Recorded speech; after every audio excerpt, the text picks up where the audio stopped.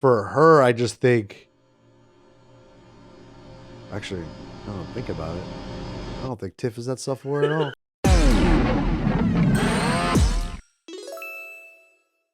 Welcome back to another episode of Bart from the Heart, where we take some hard-hitting questions and we answer them solo for each episode. Today we're going to talk to Mr. Nick Dunn, and we are going to ask him if you can only pass one lesson to your child or future children, what would that lesson be?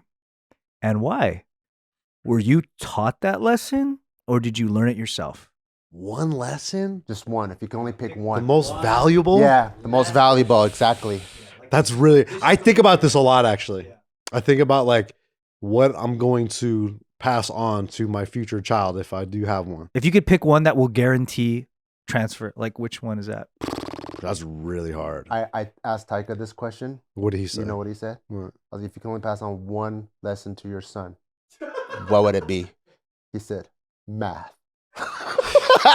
That's the most Chinese shit I've ever heard. That's not bad. That's already in both of your aptitudes. I know it was like gonna be some deep thing or maybe something I taught him. He's like, math. And I thought about it. I was like, that's a pretty important lesson, actually. This is a really good question. That's really tough. Yeah. Man.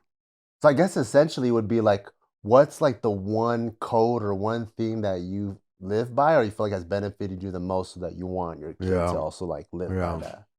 That's really hard because I feel like no sex till marriage. Nah, that's whack, dude.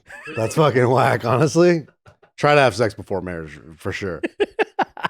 I think it has to come to something with about trying to achieve some sort of self-awareness as early as possible. Oh, that's actually really good. Because I feel like whenever you think about all the things that you need to fix in your life or the things that you need to change in your life, it all comes back to how self-aware you are. Damn, dude, that's a good answer. Really good. No, I don't know. That's probably going to be, I'm going to think about this later and be like, that was a fucking dumb answer. No, dude. Should have said math. Just said geometry, more specific. Self-awareness that's a sick ass answer. Just trying to achieve, but it's hard because it's like, I think about this too. It's like if you had to reverse engineer it, like how you would try to do it. I think for me growing up, and I'm not saying I'm the most self-aware person. No, you're pretty self-aware, bro. I'm not. He's self-conscious. I feel like I try to be. Yeah. But that's the double-sided fucking coin, though, right? It's like, yeah, it's two sides of the same coin. You're always trying to find that balance of being self-aware and like, is my reality correct about how I'm looking at this, or am I being overly critical? And I think for me, I'm usually very overly critical about things I do. Yeah, well, it's true though. I think out of all of us here, you are the most self-aware. You think so? Yeah, the guy that asks, "Is this good content?" Yeah, he's self-aware. Oh God, I can't believe that's my catchphrase, dude. That wasn't self-aware. So, like, I guess, like, going to the side, like, how did you personally learn that trait? Like, how did you catch on to being self-aware? Because that's... I think, so me growing up, I think it was a product of me always getting yelled at and always getting in trouble. And for a while, my identity was, oh, I can't do anything right. Like for a while, really. You're just a screw up, yeah. Yeah, anytime I try something, I fuck it up. And I think I learned not very quickly at all. It took me a while to understand that, like, not even until like my 20s or 30s, like I was so worried about trying to do everything perfect that sometimes it would stop me from doing things, or I would just worry about the wrong things. And then you realize that like you have to kind of fail and put yourself out there to really understand that like it's part of the process and not like a negative outcome, you know? And I feel like for me, I'm so worried about outcomes all the time that it would stop me from moving forward or just being afraid or like living in like this, like, oh, but after a while you realize that sometimes when you just get, and I've been lucky in my life that I've been thrown into situations where it's like sink or swim and you just have to make it work. And then you realize like, I'm over here worried about nothing. Like I'm worried about the wrong things, you know? Yeah. But when it comes to like self-awareness, I just feel like, I was always worried. I was like overthinking any little thing I would do, like any little interaction, whether I go to the store or when I'm by myself, I'm overthinking. How'd you learn to laugh at yourself though? Because I think that's a big key to being self-aware. You get made fun of a lot, and you realize that one way out is you just either Join them. join it, and they go, "Oh, that's not that fun, actually." I don't know, man. I just feel like I just never took myself that seriously. You never did? I did. I wanted to be because Fighting days, right? when I was in like elementary, middle school, I wanted to be like fucking Bruce Lee. I was like, I want to be stoic like this dude, a killer where no one fucking, gets like everyone looks at me and they go like, oh, that guy's scary.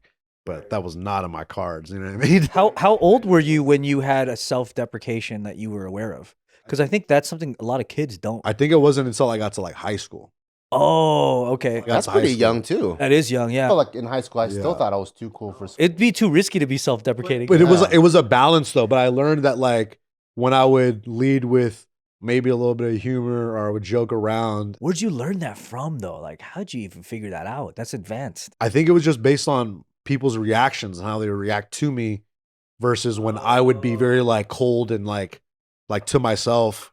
You realize like nobody wants to be around that. Like it's not really like you kind of scare people off a little bit. And maybe if that's what you want, you go with it. So that was your way of making people comfortable socially with you. Yeah. So I realized that like me cracking jokes or fucking, making fun of yourself and making fun of the other person when they're making fun of you, like it's a fun little exchange in banter. And you realize like, oh, this is actually kind of fun. Like this is, and it was just more like that. It was just how we could laugh in this conversation. Yeah. And then when we laugh, it's like, all right, good vibes. Like we're cool. We can move forward. And I learned that like, oh, okay, if I'm more open and not so closed off, that you can make friends with people and then you can have conversations with people. And I think for me, that's what I kind of learned was my way of like making friends, and I think that was a big part of it too. I don't think I'm actually that self-aware. Now that I'm thinking about this, I think there's room to be made.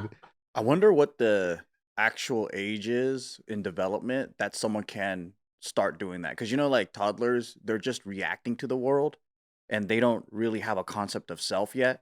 So, like, at what age is the earliest age, I wonder, that someone can be taught that this is something that you can self-reflect and then be aware of? Yeah, even like when it structurally forms or something. Yeah, because you can't even do it unless that part of your brain developed. Yeah, and for guys, I think our prefrontal cortex isn't even fucking developed until we're like 30 or some shit. That's what amazes me about child actors. Like, are they self-aware or are they just portraying self-awareness? I don't think they're that self-aware. I think they're repeating actors. I don't think a lot of actors are self-aware. When you watch their interviews, though, like okay, I've been. But watching, is that media training though? Might be, yeah. Like what is the guy like? Have you guys been watching Knights of the Seven Kingdom or whatever? No, I heard it's good. But that little kid, Egg, in his interviews, he's like, "Oh, I was just thinking about what would make people laugh," and you're just like, "Wow, that's crazy!" Like, I'm like, how? That's a kid that hangs out with a lot of adults, maybe. Probably. But it's also a kid you probably want to sock in the face. Yeah. But you're like, damn, this kid is self-aware though. Like he knows he's acting, where he pulls inspiration from, that helps him dictate his acting choices in the scene. He has a good grasp of like where the Game of Thrones story is supposed to go, where he fits into it. That's a deep fucking story, dude. I'm like, damn. So for like, this would be the hardest part to answer, I think. Knowing that you do have this trait of being self-aware, how does that translate into being a teachable trait? No, that's the hard part, I think. Yeah. That's because for me, I think it was a product of like just how I grew up and like my mom. So you got to simulate things around your son? Yeah, and it was like my mom would always be so like hyper focused and hypercritical on like me being considerate for other people. Oh, okay. So like it'd always be like for instance, we'd be standing, I'll be like in the grocery house. She's like, "Why are you standing in the walkway? Like, get out of this way. You just see people coming in." Like just shit like that where you're like, oh fuck. And I realized from my life, especially my early years, I was like hyper considerate, like too considerate of like other people around me. How and then I would feel resentful when people wouldn't like, when they don't, because you would think that like, oh, that's the way the world works. And then that isn't shown back onto you. And you go, what the fuck? Like, what are you, a savage? Were you born into the fucking in a farm, dude? Like, just like that's how I would think about things. But what was your question? Oh, like how old were you when you were overly considerate? Dude, like I think, Like a child, huh? yeah, bro. I was like Damn. just so worried about like, It never crossed your mind to being like, Mom, you're wrong. nah. Like, you stupid. Like I would just get mad. I'd be like, "You're a fucking bitch, dude," you know.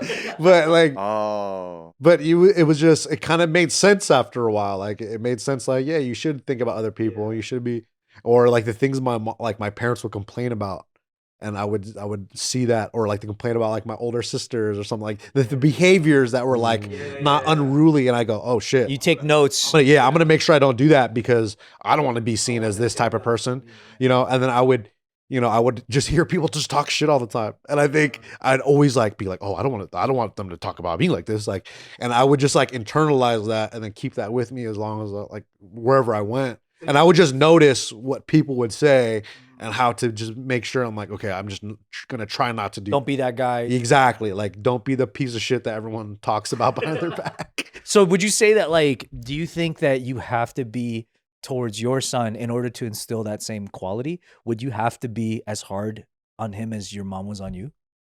Is there another way? I would like not to be, you know, but that's the dilemma in my head. That's what I think What the about. fuck are you thinking? Yeah, like I'm sure there's a better way to do that. And like if I have a baby with Tiff, she's gonna for sure be like, hey, like don't be fucking Chill doing that. out. Yeah, relax. Like think about all this shit. Telling your baby to get out of the walkway. She tells me to that with the dogs, dude. You know, like already, like, because you know you see like little conversations about how she thinks I should, you know, train the dog versus, and it's like a sneak peek. It's not obviously having kids, but it's like what you could expect later down the road, because we're gonna have differences on how we think we should handle a situation. And for me, it's always like hard fucking discipline or whatever the fuck. And then she's like, you know, just like peace and love and like you just be kind, you know, like that's how she kind of approaches things. Okay. And in a lot of ways, she kind of got the other side of it with her family, and they just approached it from a way of like support and like, you know, obviously that comes with their baggage too, but they're a lot more, I guess, hey, you could do whatever you can. You could do whatever you put your mind to. That Would you say she's self-aware?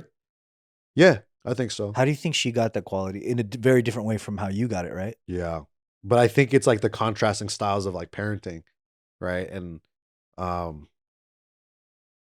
that's actually a really good question of how to be self-aware, and I think that's something we're all Tough. Yeah, it's tough, man. For her, I just think, actually, I don't think about it. I don't think Tiff is that self-aware at all. Really? No, she is. Does she have brothers? She is. No, she's the oldest. She's the oldest? She's the oldest. So I think Because I feel like parenting style also changes if it's a girl or boy. 100%. That's, I think, is why the question is so hard, because the dilemma is that I think all of us have examples of developing positive qualities through negative Yeah. things. And that's life though. And I don't know the positive way to create those positive. Yeah. I really don't know. So we gave you a tough one. Because the negative things that created the positive things also come with like a side serving of trauma. So you're trying to do it. How can I do the positive thing so you get the positive thing, and then we can X out the little serving of trauma? Well, maybe I put this question on you. Like if you had to, I think if we were to frame it in a way of like, if we had to explain to our son, like how to be considerate of yourself and like of the people around you, and how to make sure that you're not being a dickhead when you're like acting out, like how would you explain that to your kid? Like, I'm in that phase where your Yeah. mom went to you. yeah. Like he comes in the door, he just fucking just like that, right? And I'm like, where is everyone else supposed to put their shoes? Yeah. How are people gonna walk? Oh my God, I'm so sorry. I'm like, so it's cute that he like knows, right? But when he comes in the Is he house, very sarcastic? yeah, he's just coming in. He's just coming in the house. It's just Yeah. me everywhere, right? And Yeah, I'm like, yeah. dude, I'm like, you don't just stand there, Yeah. right? I'm like, you gotta like put your shoes off to the side so you're not tripping everyone. I think I'm in that for phase. that, it is maybe constant. It's a funny example. Like it's constant, like, hey, pointing something out, like, hey, if you do this, these are the consequences. Like, people are gonna be like, hey, this guy doesn't put his shoes away, or people think that he's like inconsiderate, whatever. So I think maybe it just has to be one of those things where anytime you're in that situation, because I'm thinking about it from like when I was being raised, like it was anytime I did something unruly, they'd point it out immediately, like, why are you doing that? Don't do that. Yeah, I gotta constantly Yeah, point it out. because it's like it's a behavior more than anything, right? So You may have to go outside of your own personality and be a little bit meaner to get these qualities. oh, I'm mean, dude. I'm fucking mean. I can be mean. Sometimes I'm a little too mean with kids. Yeah, I'll roll my sleeves up, dude. Just be like our dads and just say, "What the fuck?" Perfection.